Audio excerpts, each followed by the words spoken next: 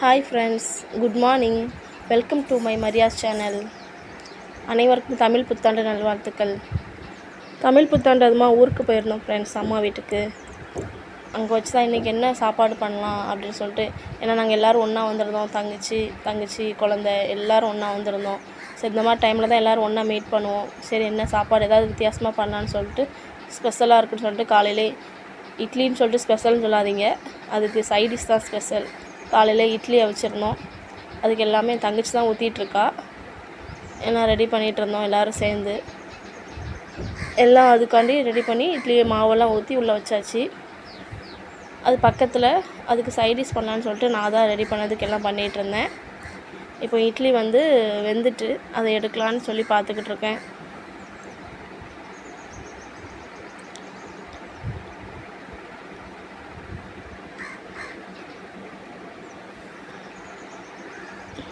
அதுக்கு என்ன சைடிஷ் பண்ணலான்னா, குடல் குழம்பு செய்யலான்னு சொல்லிட்டு அது பண்ணிகிட்ருக்கேன். அதுக்கு ஒரு பாத்திரம் எடுத்துகிட்டு அதில் எண்ணெய் ஊற்றிக்கலாம்.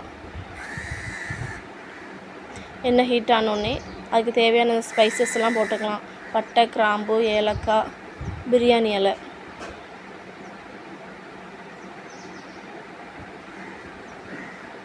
எல்லாம் போட்டு நல்லா ஃப்ரை ஆனோடனே அப்புறம் கொஞ்சம் வெங்காயம் போட்டுக்கலாம்.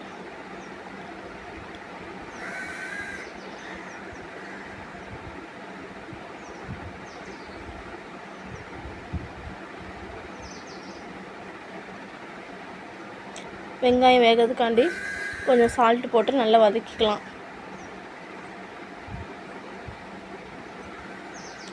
அப்புறம் கொஞ்சம் கருவேப்பிலை போட்டுக்கலாம்.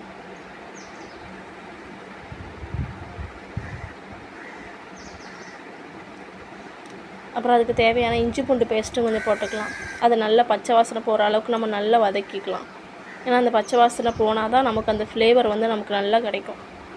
இந்த சைடு ஒரு தடவை இட்லி எடுத்தாச்சுல, அப்புறம் அடுத்தது ஊற்றி வச்சாச்சு. அதுக்கு வந்து என்னென்ன மசாலானா, ஃபஸ்ட்டு வத்தப்பொடி, அப்புறம் கொஞ்சம் கரம் மசாலா, கொஞ்சம் மல்லித்தூள் போட்டுக்கோங்க, அப்புறம் கொஞ்சம் மட்டன் மசாலா, கொஞ்சம் மிளகு பொடி, இது எல்லாத்தையுமே போட்டு நல்லா அந்த எண்ணெயிலே நம்ம வதக்கி எடுக்கணும். அந்த எண்ணெயிலே நல்லா வதங்கினதுக்கப்புறம் ஏற்கனவே நான் அந்த குடலை வந்து குக்கரில் ஒரு 10 விசில் விட்டு எடுத்து வச்சுருந்தேன். அதை நம்ம அதில் போட்டுக்கலாம். போட்டு ரொம்பலாம் வேக விடணும்னு அவசியம் இல்லை. அது நல்லா அந்த மசாலாலே மிக்ஸ் ஆனால் போதும். நமக்கு தண்ணி தேவை அப்படின்னா அந்த ஏற்கனவே அந்த குடல் வேக வச்ச தண்ணி இருக்குல்ல, அதை ஊற்றிக்கலாம். அதை ஊற்றி அது ஒரு பக்கம் வெந்துக்கிட்டு இருக்கட்டும். அடுத்து அப்பா வந்து ரத்தம் வாங்கிட்டு வந்திருந்தாங்க. சரி, அது ரத்த பொரியல் பண்ணலான்னு சொல்லிட்டு அதுக்காண்டி ரெடி பண்ணிகிட்ருக்கேன். இப்போ நிறையவங்க வந்து அதை வந்து ரத்தம் என்ன பண்ணுவாங்கன்னா, குக்கரில் வச்சு இது இட்லி செட்டில் வச்சு அவிச்சு பீஸ் மாதிரி போட்டு பண்ணுவாங்க. ஆனால் நாங்கள் வந்து இப்படி கையால் பிசைஞ்சு அது நல்லா சின்னதாக ஆயிரும். அது பொரியல் மாதிரி பண்ணுவோம், நல்லாயிருக்கும். இது எப்படி பண்ணலான்னா, ஒரு பாத்திரம் வச்சு அதில் கொஞ்சம் நல்லெண்ணெய் ஊற்றி அதுக்கு சூடானோடனே கடுகு போட்டுக்கலாம். அப்புறம் கொஞ்சம் வெங்காயம் அதை போட்டு நல்லா வதக்கிக்கலாம்.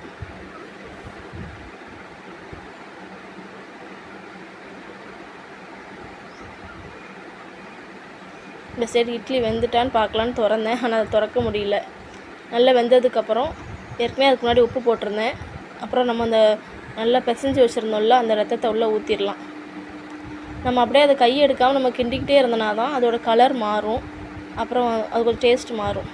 இது என்னென்னா, இதில் வந்து இதான் அதோட மசாலா. இதில் வந்து சீரகம், தேங்காய், வெங்காயம், பச்சை மிளகாய் இது எல்லாத்தையும் போட்டு அரைச்சி வச்சது.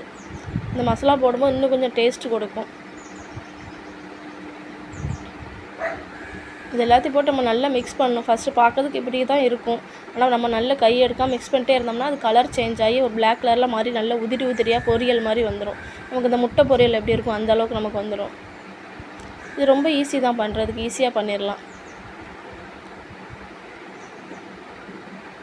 அதுக்கு தேவையான உப்பு கொஞ்சம் போட்டுக்கிறோம்.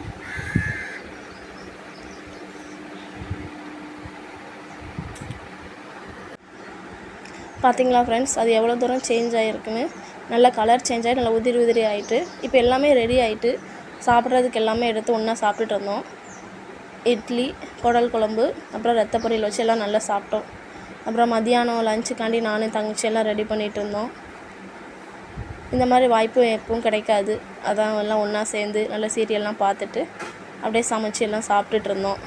நம்ம வீட்டிலனா தனியாக சமைச்சு அப்படியே நம்ம யாருமே இல்லாமல் உட்காந்து சாப்பிட்டுட்டு அப்படியே இருப்போம். இந்த மாதிரி டைம் நமக்கு அடிக்கடி கிடைக்காது.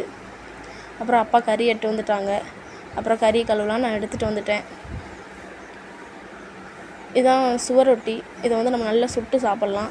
சுட்டோ இல்லை ஃப்ரை பண்ணி சாப்பிட்டா நமக்கு ரொம்ப நல்லது உடம்புக்கு. ப்ளட் கவுண்டிங் வந்து அதிகமாக இருக்கும். ரத்தம் இல்லாதவங்க நல்லா சாப்பிட்லாம். இப்போ இந்த கறி வந்து நல்ல சுத்தமான வெள்ளாட்டு கறி எங்கள் ஊரில் நல்லா கிடைக்கும்.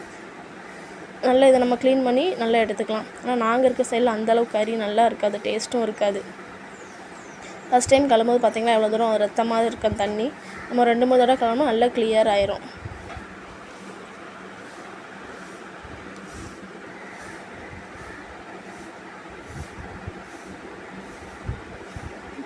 பக்கத்தில் என் புஜ்ஜியும் இருந்துகிட்ருக்கான் கறி கழுவதை பார்த்துக்கிட்டு.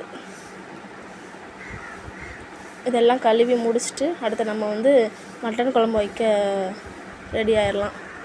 அதுக்கு ஒரு நல்ல பெரிய பாத்திரத்தை எடுத்துகிட்டு அதில் எண்ணெய் ஊற்றிட்டு பட்டை, கிராம்பு, ஏலக்காய், பிரியாணி இலை, அப்புறம் அந்த நட்சத்திரப்பூ எல்லாம் போட்டு நம்ம ஃப்ரை பண்ணிவிட்டு அப்புறம் கொஞ்சம் வெங்காயம் போட்டு நல்லா வதக்கிக்கலாம்.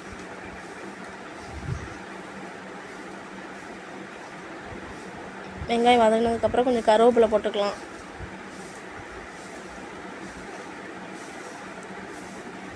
அதுக்கப்புறமா தக்காளி கொஞ்சம் போட்டு அதையும் நல்லா வதக்கிக்கலாம்.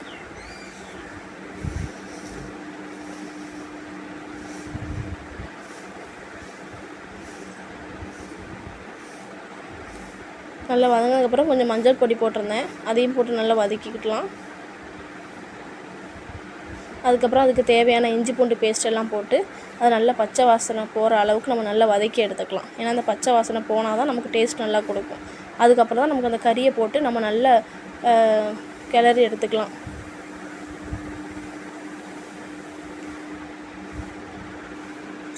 ஏன்னா அது ரொம்ப அதிகமாக இருக்கிறதுனால கிண்ட முடியல. அதை என் ஹஸ்பண்ட் கிண்டிகிட்டு இருந்தாங்க.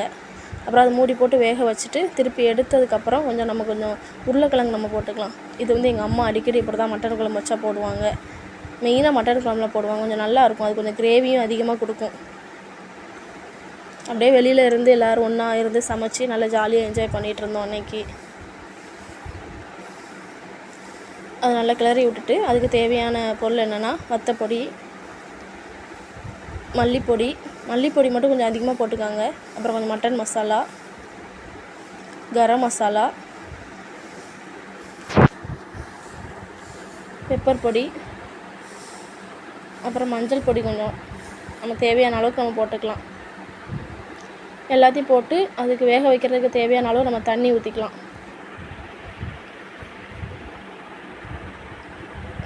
எவ்வளோ தண்ணி வேணுமோ அவ்வளோ தண்ணி ஊற்றி நம்ம வேக வச்சுக்கலாம். அது ஒரு மூடி போட்டு வேக வச்சுட்டு இது என்னென்னா இப்போ சொன்ன மாதிரி இதான் சுவரொட்டி. இதை சுட்டு அப்புறம் பிள்ளைங்களாம் இருக்காங்கள்ல, சரி அவங்களுக்கு கொடுக்கலான்னு அவர் ரெடி பண்ணிகிட்ருக்காரு. ஓகே ஃப்ரெண்ட்ஸ், இந்த நாள் எங்களுக்கு இப்படி தான் நல்லா போச்சு. நாங்கள் எல்லாம் பண்ணி நல்லா சாப்பிட்டோம், நல்லா என்ஜாய் பண்ணோம். எங்கள் சேனலை சப்ஸ்கிரைப் பண்ணுங்கள், லைக் பண்ணுங்கள், கமெண்ட் பண்ணுங்கள்.